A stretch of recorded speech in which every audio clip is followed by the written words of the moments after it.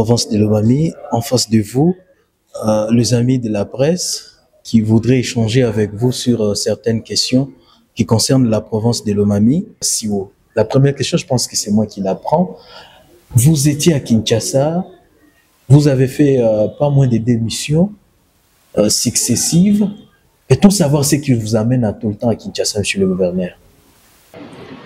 Merci beaucoup, Fizé. Merci à vous, distingués journalistes de différentes maisons de presse ici venus échanger avec nous sur différentes questions autour de la gouvernance de la province, autour de la vie de notre chère province Lomami. Je voudrais, avant toute chose, essayer de dire déjà au sommaire que les missions que le gouverneur de province, les honorables députés font, ne font pas saigner les caisses de la province, comme vous le dites. Il faudrait d'abord préciser au sommaire déjà également que le budget de la province de Lomami est tributaire à 97% de recettes à caractère national. Donc c'est pour vous dire déjà que un gouverneur qui dirige une province a d'énormes défis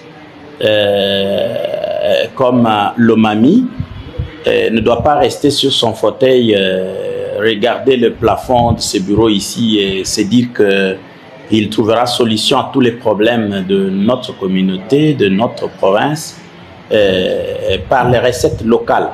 Parce que déjà, je vous dis que le budget est tributaire à 97% des vraiment interventions, des interventions du pouvoir central. Et pour ce faire, l'intelligence de dans la gouvernance de la chose publique avec une province à de défis énormes comme la nôtre, c'est aussi savoir trouver des solutions auprès ou par de partenaires autres que de partenaires locaux. Les recettes locales sont là bien sûr, mais la grande enveloppe nous vient de Kinshasa, du pouvoir central, mais également de partenaires techniques et financiers que nous avons, du secteur public et du secteur privé. Alors, c'est pour cette raison que moi j'estimais que je ne peux pas croiser les bras, rester ici au bureau. D'abord, il faut noter que la ligne de conduite qui nous a été donnée par Son Excellence Félix Antoine Tshisekedi Tshilombo, président de la République, chef de l'État, à l'occasion de notre investiture comme gouverneur de province, et de faire 10 jours de bureau et 20 jours de terrain. Le terrain, c'est y compris les missions en dehors de la province. Le terrain, c'est des missions d'itinérance. Alors, quand on fait le terrain, on s'imprègne des vraies réalités de notre communauté, de notre population. Les vrais problèmes, les vrais défis auxquels sont confrontés notre population. Je peux vous donner un exemple. Quand j'ai fait le terrain à Louilou, j'ai trouvé la situation, l'état de dégradation du pont Louilou. C'est différent quand on vous le rapporte au téléphone par de correspondance. Quand j'ai fait le terrain à Lubao, je me suis imprégné de problèmes de Lubao, notamment le pont Ekouloui. Et récemment, quand j'ai fait le terrain avec son Excellence, Monsieur le ministre délégué à la Défense, je me suis imprégné de la situation du pont, donc sur la route Tokamana. Le pont, je crois le pont, c'est sur la rivière Lomami toujours. Je crois que ça doit être la rivière Lomami de ce côté-là vers Kamana. Alors, quand on ne fait pas le terrain, on ne sait pas. Quand on fait le terrain, on voit l'état de la route Ngandanji-Kachikoui, on voit l'état de la route récemment quand j'avais été à Kameji, la route qui venait d'être financée, tout ça pour les travaux de réhabilitation, mais également des luttes anti-érosives. J'ai fait le terrain vers Wikong, j'ai vu la situation de la route, que ce soit Wikong, donc disons Mwenedit Wikong à travers Mulundu comme Mwenedit Wikong par Mbayamousseng. Et donc, en restant au bureau, on ne peut pas connaître les difficultés réelles de de nos entités qui forment la province de Lomami. Et on ne peut pas également, sans toquer aux différentes portes de Kinshasa, trouver des solutions substantielles à tous les problèmes avec les 3% de recettes locales, parce que le budget, c'est le budget que l'on consacre au vu des réalités de notre trésorerie. Donc, il faudrait déjà au sommaire enlever cette vision-là de choses que quand les autorités provinciales, les membres de mon gouvernement, moi-même, les ministres, les honorables députés provinciaux font le terrain, nous, les caisses de la province saignent. Non, je vais le démontrer avec quelques résultats palpables. Les résultats de ces missions-là, les retombées. Je peux vous dire que également 95% de solutions que nous avons jusqu'ici sont le résultat de ces missions-là que j'ai effectuées. En commençant par les accueils, parce qu'il y en a des intelligents des réseaux sociaux qui disent que toutes les fois, nous sommes une province d'accueil, une province de manifestation, de soutien au chef de l'État, une province de manifestation de soutien aux autorités nationales, une province des missions. Oui, c'est quand je suis parti à Mbujimaï pour accueillir le chef de l'État que j'ai posé le problème de charroi automobile, de difficultés. C'est quand j'avais été à la conférence des gouverneurs à Tanganyika. Ce n'était pas en étant sur place ici à Cabinda que j'ai posé le problème au nom cette fois-là de tous les gouverneurs de la République pour les conditions d'itinérance que le chef de l'État nous demande, que le chef de l'État demande à nos représentants qui sont dans des différents territoires et dans nos villes. Je posais le problème de moyens de transport et le chef a répondu immédiatement. Il a répondu en nous disant que immédiatement après la conférence de gouverneurs de Tanganyika, il va trouver solution à cette problématique. Et effectivement, c'est pourquoi nous remercions le chef de l'État pour son esprit d'écoute à sa population représentée par nous, gouverneurs de province et de différentes provinces. Excellence, monsieur le gouverneur de province. Une petite question de savoir sur l'évolution de votre entreprise d'ailleurs qui porte, qui a été tirée du néant par vous-même. Saplom, où en êtes-vous avec cette entreprise de portefeuille provincial de Lomami? Merci beaucoup de la question. Saplom Sassu, c'est notre jeune entreprise. Nous sommes une province à vocation agricole. Et nous avons été province grenière à l'époque. Le district de Cabinda a été le grenier agricole de la République avec des projets phares CACO, avec le projet SACA, la Société agricole du Kasaï, à Luilou, donc PEMKO, projet maïs du Kasaï oriental, avec Nananjika, avec le projet de coton de Lubao et bien d'autres. Mais je me suis dit, dans les conditions actuelles de notre trésorerie, je ne peux pas croiser les bras. Vous savez les conditions dans lesquelles j'ai trouvé la trésorerie, les caisses de la province, ou la caisse de la province. Je ne sais pas en faire une chanson parce qu'il y a déjà plus d'une année. Je n'ai pas intérêt à rappeler cela. Mais vous êtes journaliste, vous êtes lomamien, vous vivez ici, vous savez ce que j'ai trouvé au compte de la province. Et normalement, je crois que ça mérite les félicitations des lomamiens moyens. Parce que moi-même, je me disais par où je vais commencer avec cet état de choses. Je ne peux pas dire que la province était en faillite, mais je dirais en liquidation. En liquidation. Je me dis, bon, on remonte un peu le moral des agents et fonctionnaires de la province, de la DGRO, qui était d'ailleurs en grève depuis plus de 4 mois. Les honorables députés accumulaient des arriérés. Et au bout de 4-5 mois, on leur paye un quart de local. Et vous pouvez le vérifier dans ces conditions-là, avec une rétrocession irrégulière. Parce que moi, je me suis dit, je ne peux pas me mettre à me plaindre et tout ça. J'ai dit, avec les peu de recettes qu'on peut mobiliser dans 2-3 mois, j'ai créé l'entreprise agricole. J'ai fait cette petite aventure-là, positive. qui a attiré l'attention du gouvernement central, qui, après avoir vu les efforts que nous avons faits, nous a appuyés. Nous avons commencé avec quelques champs de maïs à lui et en Ananjika. Et nous avons produit plus de 65 tonnes de maïs qui vont être bientôt là vendus à un prix abordable. Parce que j'attendais le moment, c'est celui-ci. Ce n'est plus de l'histoire, ce n'est plus de la démagogie, ce n'est pas de la démagogie, c'est du réel. Alors, monsieur le gouverneur, je pense que ça n'allait pas vous faire mal. Je vous donne de vous poser des questions. La première question, c'est qui se parle. Vous le savez.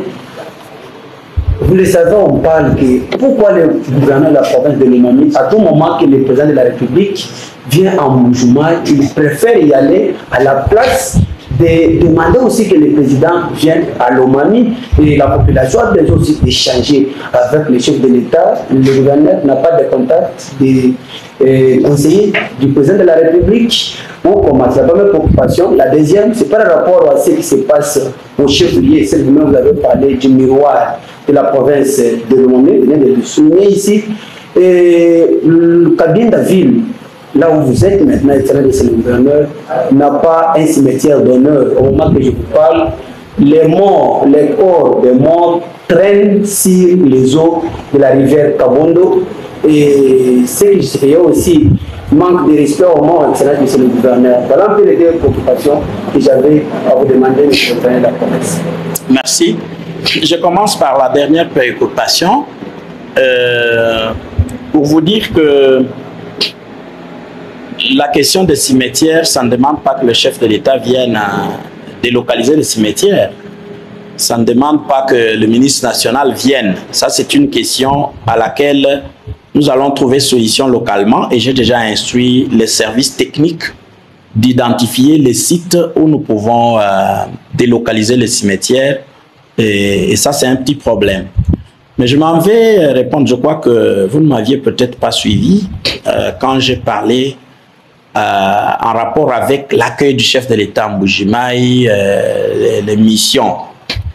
Le gouverneur de Lomami ne gère pas l'agenda du chef de l'État. Et le président de la République, ce n'est pas un chef de quartier. Vous pouvez inviter comme vous voulez à n'importe quel instant. Il a des grandes charges. Mais le plus important pour nous, ce n'est pas seulement la visite du chef de l'État, mais c'est plutôt l'attention du chef de l'État. Pour moi, ce n'est pas seulement l'arrivée du chef de l'État à Lomami. Le chef de l'État était ici à l'occasion de la campagne électorale. Et moi-même, j'avais été dans l'équipe provinciale de coordination de la campagne du chef de l'État. Ici même à Kabinda, à Mweneditu et un peu partout. Le chef était ici. Je crois que le chef avait été également ici à l'occasion de... Donc, pendant l'intérim du vice-gouverneur Edouard Moulumba. Alors, ceux qui disent que le chef de l'État n'a jamais été à Lomami, c'est du mensonge. Peut-être qu'ils ne vivent pas à Lomami, ils ne connaissent pas. C'est quand le chef est passé par Mouniengue, Ngandanjika Mouniengue, qu'il s'était embourbé, qu'il a eu à nous donner des solutions au pont qui est en train d'être jeté. C'est un homme de parole, c'est pourquoi en passant, je lui dis merci. Le chef de l'État a été également ici. Le gouverneur Nathan a essuyé vraiment de la honte, le pauvre, pour des questions qui n'étaient pas de sa responsabilité. Le PEDEL, heureusement que le chef de l'État lui-même l'a un peu défendu pour dire que vous hurlez sur le gouverneur Nathan, mais ce n'est pas lui qui gère cette question.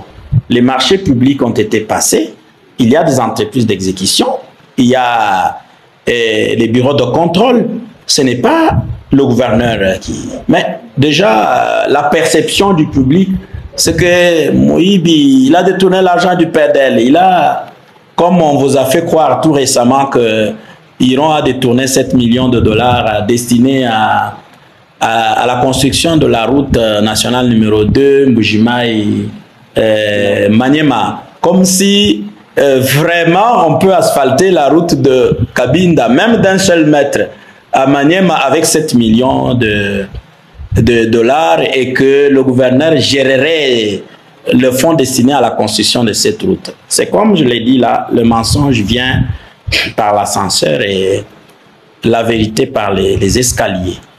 Moi, j'ai choisi de boucher mes oreilles, de travailler pour le compte de la population, dont je suis le représentant, et dans la vision du chef de l'État, dont je suis également le représentant. Et le chef de l'État, dont je suis le représentant, le premier citoyen de la République, vient à Mbujimayi, à 150 km seulement de Cabinda. Moi, Iron, qui gère une province, a des défis énormes auxquels je ne sais pas trouver solution par moi-même, par moi seul. Je vais rester ici. J'ai dit non, j'attends quand il viendra à Cabinda pour lui poser les problèmes que nous avons. Comme si je gère son agenda. Je crois que c'est une mauvaise perception des choses. Le souci que le chef vienne chez nous, nous en avons. D'ailleurs, il n'y a personne qui a plus de soucis que moi. Je souhaite même que chaque semaine, le chef de l'État soit avec moi ici pour qu'il s'imprègne des vraies réalités, qu'il voie les difficultés que je vis. Cette province est issue du démembrement du Kasaï oriental, avec 0 km de route asphaltée. Aucune infrastructure digne pour abriter les nouvelles institutions provinciales, parce que nous avons été districts. Ici même, à partir d'où vous me posez toutes ces questions, ces bâtiments n'étaient pas construits pour recevoir ou, disons, abriter le gouvernorat des institutions provinciales. L'Assemblée provinciale, quand vous voyez l'état de fenêtres là, de portes et tout, ce n'est pas digne. Il n'y a pas quelqu'un qui a le souci que le chef soit chaque fois ici pour voir les conditions de précarité dans lesquelles notre peuple vit. Comme moi, le gouverneur de province. Mais on doit quand même être un peu discipliné, savoir que le chef de l'État a des grandes charges. Il a un agenda que nous ne gérons pas. Il y a trop de problèmes. La République, je ne sais pas dire, n'est pas le Mami, mais je dis, elle est grande. Ça, c'est un pays continent. Le souci de recevoir le chef de l'État, nous en avons. Quand je fais le bruit, je sollicite même que la prochaine conférence de gouverneurs se tienne chez moi. Mais vous moquez de moi. Vous dites, mais c'est quel courage? C'est de la sorcellerie. Le chef viendra là-bas. Il va habiter où? Il va rester à quel hôtel? Il va... Mais non. C'est quand toutes ces autorités nationales arrivent qu'elles s'imprègnent de réalité de notre province. Même si on dormait sur la natte. Mais c'est la natte de chez nous. C'est cela qui va nous donner la conscience de révolutionner les choses, de transformer les conditions de vie de nos populations. Mais quand on dit non, mais il viendra... Non, mais je ne sais pas hein, la perception des choses de nos compatriotes.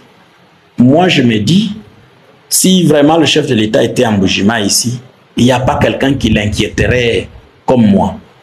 Retenez que toutes les fois, même la simple salutation du gouverneur de Lomami au chef de l'État, je ne lui prends pas moins de 2-3 minutes. Chaque fois que, même la simple salutation, Excellence, vous avez oublié telle situation. Excellence, votre Lomami vous attend. Excellence, récemment, son Excellence, Madame la Première ministre, je l'ai tellement inquiétée, je lui dis, mais quand elle me dit, elle annonce son arrivée chez nous, je dis, mais vous allez dormir où? Vous ne voulez pas venir chez nous parce que nous n'avons pas de belles routes, nous n'avons pas d'hôtel, nous n'avons pas de résidences officielles. Donc vous attendez que ça tombe du ciel. Si vous, chef du gouvernement, vous ne le faites pas, qui va nous le faire? Si vous, pouvoir central, vous ne le faites pas. Vous êtes maman, regardez-nous quand même avec un cœur de maman.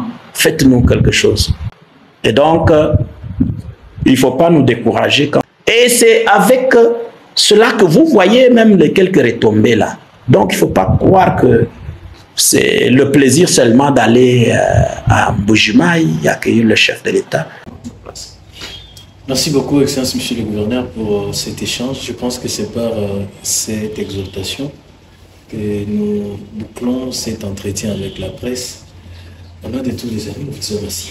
C'est nous qui vous remercions. Bonne soirée à vous tous. Merci.